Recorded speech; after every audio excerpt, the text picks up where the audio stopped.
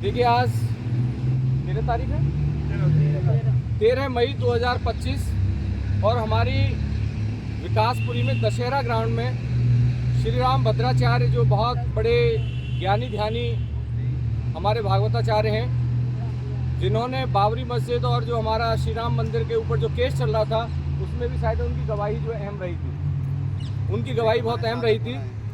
और हमारी आज से विकासपुरी दशहरा ग्राउंड में भागवत शुरू हो रही है वहाँ पे। तो मैं आप सभी से इस वीडियो के माध्यम से बताना चाहूँगा कि सब लोग ज़्यादा से ज़्यादा इस महायज्ञ में सम्मिलित हों। दूसरा, हम लोगों के लिए योग भागवत क्यों ज़रूरी है, भागवत का एक प्रसंग सुनाता हूँ। एक बार जैसे आजकल दो त्यौहार हो जाते हैं, ऐसे कोई त्यौहार था और लोगों ने गलत दिन पे त्यौहार मना लिया और उससे देवता रुष्ट हुए।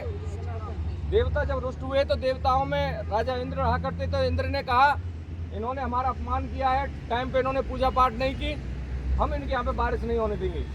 और एक दो नहीं, पूरे 12 साल बारिश नहीं होगी। और प्रिय साथियों, पहले जितनी भी हमारी खेती बाड़ी थी बारिश के ऊपर निर्भर हुआ करती थी।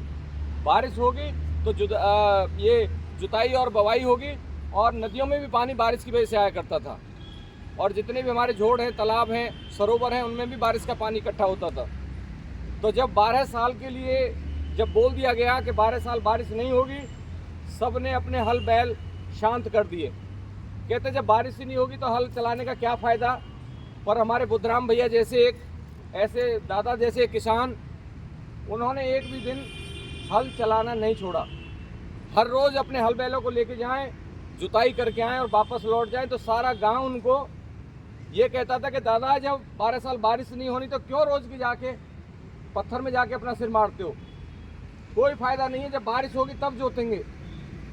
एक दिन भगवान भोलेनाथ वहाँ के निकल रहे थे माँ पार्वती के साथ, सब लोग अपने घरों में अपने पेड़ों की छाँव में आराम से सो रहे हैं और एक किसान लगा हुआ है। तो माँ पार्वती ने कहा भोलेनाथ ये बड़ा बूढ़ा बुजुर्ग खेत जोत रहा है, सारे आराम कर रहे हैं, पूछो तो सही क्या वजह है। जब वो गए, उनका हल रुकवाया, पूछा दादा सारे लोग आराम कर रहे हैं, आप खेत जोत रहे हो, क्या कारण है। उन्होंने बताया कि हमारे देवताओं ने हमारे अगेंस्ट जंग छेड़ दी और सब कह रहे हैं कि भाई 12 साल बारिश नहीं होगी। तो भगवान भोलेनाथ कहने लगे कि बाबा जब 12 साल बारिश नहीं होगी तो काहे को हल चला रहे हो। तो भगवान भोलेनाथ तो थे ही, भगवान भोलेनाथ को जब किसान ने बताया, बोले बाबा, क्योंकि भेष में तो शिव के भेष में तो थे नहीं भोलेनाथ, एक ऐसी साधु वेश में थे।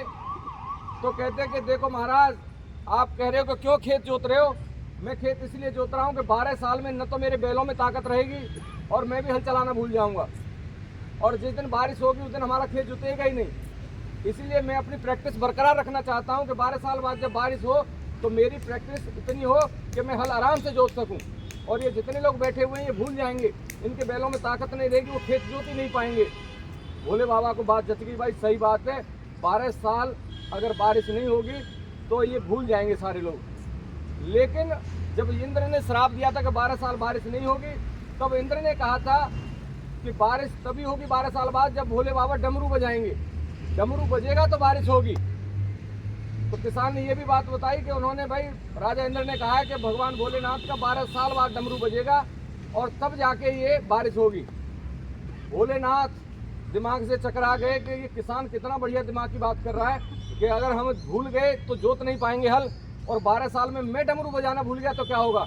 और बाबा के दिमाग में आई, डमरू बजा डाला, और जैसे ही डमरू बजा बारिश हो गई, हरे कृष्ण। तो भाई प्यारे साथियों, मैं यही कहूँगा कि अपनी प्रैक्टिस मत छोड़ो। आप बिजनेस करते हो, करते रहो, घाटा लग रहा है कोई बात नहीं, थोड़ा हल्का कर दो, लेकिन प्रैक्टिस बरकरार रखो। योग एक्सरसाइज कुछ करते हो बराबर करते रहो, प्रैक्टिस बनी रहेगी, आप हमेशा अग्रसर बढ़ते चले जाओगे। जय हिंद, जय भारत।